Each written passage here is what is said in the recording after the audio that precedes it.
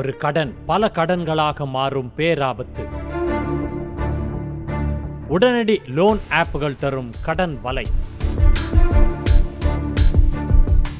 Credit score தேவையில்லை, வெறும் 2 நிமிடங்களில் கடன் பெறலாம் அப்படின்னு உங்க மொபைல் போனுக்கு வரும் இந்த ஒற்றை குறுஞ்செய்தி உங்கள் வாழ்க்கையையே புரட்டி போடுற பேராபத்தின் தொடக்கம்னு உங்களுக்கு தெரியுமா? இந்தியாவுல இன்று லட்சக்கணக்கான நடுத்தர குடும்பங்களை அமைதியா சூழ்ந்து கொண்டிருக்கிற மிகப்பெரிய பொருளாதார பேராபத்து உடனடி கடன்கள் ஆப் தான். சிறிய தொகையாக தொடங்குற ஒரு கடன் எவ்வாறு 10 கடன்களாக மாறி குடும்பங்களை நடுத்தெருவுக்கு கொண்டு வருகிறது, இது குறித்த சிறப்பு ஆய்வு தொகுப்பு இப்போது பார்க்கலாம்.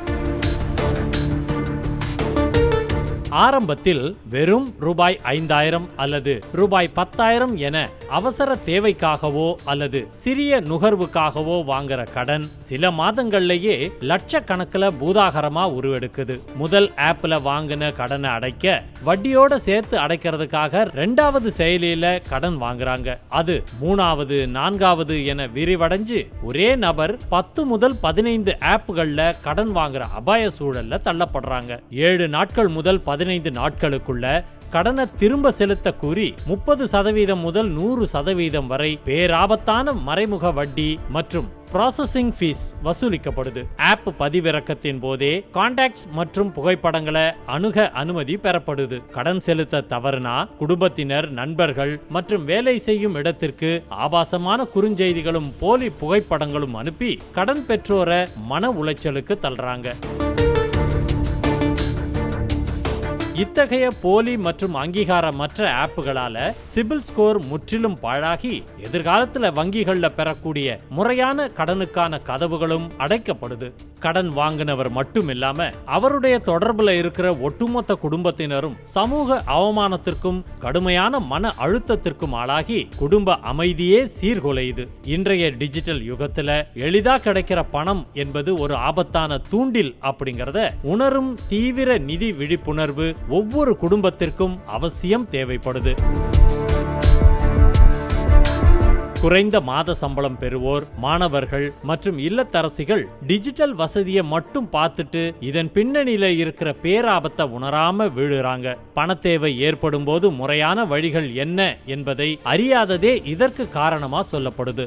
எந்த ஒரு வங்கியோ அல்லது அங்கீகரிக்கப்பட்ட நிதி நிறுவனமோ ஒருவருடைய பின்னணியை அறியாம அவரை பத்தி பரிசீலனை செய்யாம கடன் தராது. சிபில் தேவையில்லை என கூறுவதே முதல் எச்சரிக்கை மணியாகத்தான் புரிந்து கொள்ளணும். ஒரு கடன் செயலிக்கு உங்கள் போன்ல உள்ள போன் புக், புகைப்படங்கள் மற்றும் குறுஞ்செய்திகளை அணுக அனுமதி கேட்பது சந்தேகத்துக்குரிய நடவடிக்கை என்பதை புரிந்து கொள்ளுங்கள். எனவே கூகுள் பிளே ஸ்டோர் அல்லது ஆப்பிள் ஆப் ஸ்டோர் அல்லாமல் வாட்ஸ்அப் அல்லது SMS வழியா வர்ற லிங்குகளை கிளிக் பண்ணி APK வடிவில ஆப் இன்ஸ்டால் செய்வதை தவிர்க்க வேண்டும். வார வட்டி அல்லது தினசரி வட்டி என்று கணக்கிட்டு ஆண்டிற்கு 100% மேல வட்டி ஈர்க்கும் ஆப்புகளை அடையாளம் காண வேண்டும். இந்த அச்சுறுத்தல்ல இருந்து தப்பிக்க நிதி வல்லுநர்களும் இந்திய ரிசர்வ் வங்கியும் சில முக்கியமான அறிவுரைகளை வழங்கி இருக்கின்றன. கடன் வாங்கும் முன் அந்த செயலி RBIயில் பதிவு செய்யப்பட்ட NBFC அல்லது வங்கியுடன் இணைக்கப்பட்டுள்ளதா அப்படிங்கறத ரிசர்வ் வங்கியின் சாஷெட் போர்ட்டல் sachet.rbi.org.in மூலம் உறுதி செய்து கொள்ள வேண்டும். ஒரு கடனை அடைக்க இன்னொரு ஆப் மூலம் கடன் வாங்குறது உங்களை மீள முடியாத சூழலில் தள்ளும். உடனே குடும்பத்தினரிடமோ அல்லது நிதி ஆலோசகரிடமோ பேசி நிலைமையை சரி செய்ய முயற்சிக்க வேண்டும்.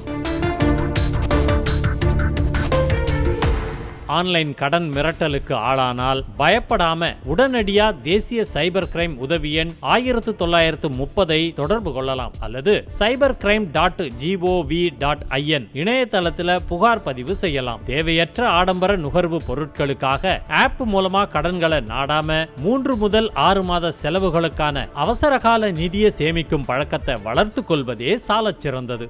உங்க அவசரத்தை பயன்படுத்திக் கொள்ளும் போலி கடன் ஆப்புகள் ஒருபொழுதும் தீர்வாக அவை நிச்சயமாக உங்களை சூழப்போகும் பேராபத்தின் தொடக்கம்தான். விழிப்புடன் இருப்போம். நமது கடின உழைப்பின் சேமிப்பையும் குடும்பத்தின் நிம்மதியையும் பாதுகாப்போம்.